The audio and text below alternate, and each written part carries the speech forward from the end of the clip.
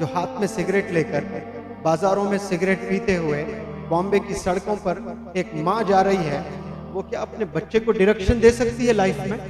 क्या वो role model बन सकती है? पता नहीं आपके मोहल्ले में कितने लोग दूध के लिए बच्चे तड़प रहे हैं, दूध नहीं मिल रहा है पीने के लिए, और आप सिगरेट पिए जा रहे हैं, सिगरेट पिए जा रहे हैं बोल रहे मारे जा रहे हैं। गरीब लोग जाकर एक दूध का जो है पैकेट नहीं खरीद सकते हैं, ले आकर उस घर में एक पैकेट दें, हो सकता है कि वो दूध की एक बूंद उसके जुबान पर गिरे और अल्लाह जन्नत का फैसला कर दे आपको। कई लोग भूख से मर जाते हैं, स्टारवेशन बोलते हैं, फाका, यानी खाना अगर होता तो वो जिंदा रह सकता था, अंतड़ियां सूख गए हैं उसके, और आप कश में कश मारे जा रहे हैं। और पता नहीं आपके मोहल्ले में कितने लोग दूध के लिए बच्चे तड़प रहे हैं, दूध नहीं मिल रहा है पीने के लिए, और आप सिगरेट पिए जा रहे हैं, सिगरेट पिए जा रहे हैं बोल रहे मारे जा रहे हैं। वहां बेचारा जो है भूख से मर रहा है, छोटे छोटे नादान बच्चे, उनको दूध पीने के लिए खतरा दूध नहीं है घर में। गरीब लोग जाकर एक दूध का जो है पैकेट नहीं खरीद सकते हैं, ले आकर उस घर में एक पैकेट दें, हो सकता है कि वो दूध की एक बूंद उसके जुबान पर गिरे और अल्लाह जन्नत का फैसला कर दे आप। लेकिन कहाँ ख्याल आता है ये बताए हमें। 16 रुपीज, कोई एक दिन में 10 सिगरेट पी लेता है, 160 रुपए, यकीन जाने पूरा घर चलेगा गरीब का। 1 किलो चावल और दाल अगर बना ले, 5 लोग 3 वक्त का खाना खाएंगे, खाएंगे कि नहीं खाएंगे बताइए, कितना सवाब मिलेगा आपको। यकीन नहीं है इसका? आप बिल्कुल मेरी बात को यकीन जानिए, अल्लाह दौलतें जो है लुटा देगा आप पर, गरीबों को आप खाना खिलाएंगे तो। सबसे बेहतरीन अमल है गरीबों की भूख को मिटाना। वो इसलिए कि रिस्क का वादा अल्लाह ने किया है कि ये मेरा जिम्मा है। रिस्क को क्या कहा अल्लाह ने?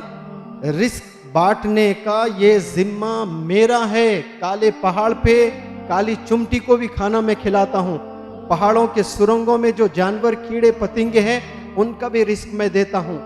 वैसे पहाड़ों में रिस्क देने वाला अल्लाह क्या इंसानों को नहीं दे सकता है? लेकिन इंसानों का इम्तिहान लेता है अल्लाह सुब्हानहू व तआला। जन्नत दोज़ख रखकर इंसानों को एक इम्तिहान से गुजारता है। किसी को दौलत देकर आजमाता है, किसी को गुर्बत में आजमाता है, किसी को शोहरत देकर आजमाता है, किसी को परेशानियों में डालकर आजमाता है। हम लोग को जब दौलत है हमारे पास में, हम लोग पैसे निकालते नहीं जेब से, हम लोग समझते नहीं। इसलिए बड़े उलमा हजरात कहते हैं कि कम से कम 40 इर्द गिर्द में आपके कम से कम 40 लोगों का ख्याल करें। आप लोग सोचें इस बात को लेकर के, ये सोच आपने बदलना है। ये बहुत सबसे इंपॉर्टेंट चीज़ है। ये पैसा कहाँ इन्वेस्ट कर रहे हैं आप? नशे में इन्वेस्ट कर रहे हो जिससे आपकी हेल्थ खराब हो रही है। उसका इन्वेस्टमेंट अगर दूसरे डायरेक्शन में जाता, गरीबों में जाता, जो फाके में मर रहे हैं उनमें जाता, हो सकता है उससे जन्नत के फैसले अल्लाह कर दें। यहां जितने भी स्मोक करने वाले हैं वो इरादा कर लें, छोड़ सकते हैं। देखो मैं 20-20 चाय पिया करता था, यहां जिस दिन से आया हूं शायद ये पूरे 8 दिन में मैंने 8-10 चाय भी नहीं पिए होंगे। एक दिन में 20-20 चाय, हालांकि तलब भी नहीं हो रही है, सर में दर्द भी नहीं होता है, क्योंकि पैशन जब होता है तो कोई चीज आपको याद नहीं आती है। आसान है छोड़ना। जितने भी लोग स्मोकिंग एडिक्टेड है इस हॉल में, कम से कम आज फैसला कर दें आप लोग कि धीरे धीरे ही सही आप कम कर देंगे और छोड़ देंगे। इमेजिन करें आपकी शादी होगी, आपके बच्चे क्या रोल मॉडल बोलेंगे आपको? मेरे डैडी रोल मॉडल है मेरे, कतई नहीं बोलेंगे। क्यों? ये गलत चीज करते हैं, नशा करते हैं। क्या इस्लाम इजाजत देता है इसका? बताइए। पैसे एक तो ज़ाय कर रहे हो, लड़कियां बेचारे ऐसे गुनाह से अल्हम्दुलिल्लाह सब बचे हुए हैं, लेकिन आप बॉम्बे जाएं, दिल्ली जाएं, हैदराबाद के पॉश सिटीज़ जाएं, लड़कियां भी पीना शुरू किए हैं। क्या एक अच्छी माँ बन सकती है? आप बताइए मुझे।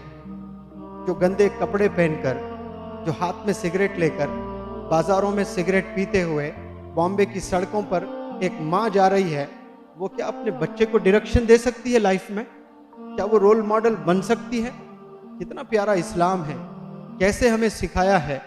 लेकिन अफसोस हम लोग गलत राह पर हैं। और हत्ता के कुछ उलमा ने तो इसको हराम भी बोला है। वो हराम इसलिए बोला है कि आप जानबूझकर जहर ले रहे हो, you are committing suicide.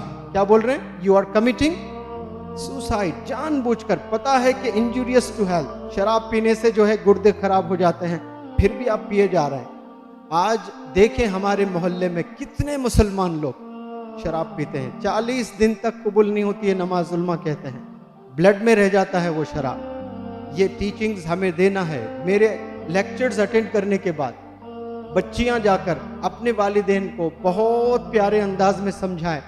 Parents रोते हुए फ़ोन किए मुझे, मेरी बच्ची की वजह से मैं छोड़ दिया हूँ सर शराब पीना, आपका वर्कशॉप की वजह से बहुत चेंजेस आए हमारे घर में करके। तो बच्चियां जो है बहुत ज़बरदस्त चेंज कर सकते हैं अपने पेरेंट्स को, अपने डैडी को, अपने मम्मी को। ये चेंज आपने पहले होना है। आप सही हो तो फिर आप दूसरों को भी सही राह पर, सही डायरेक्शन पर भेज सकते हैं।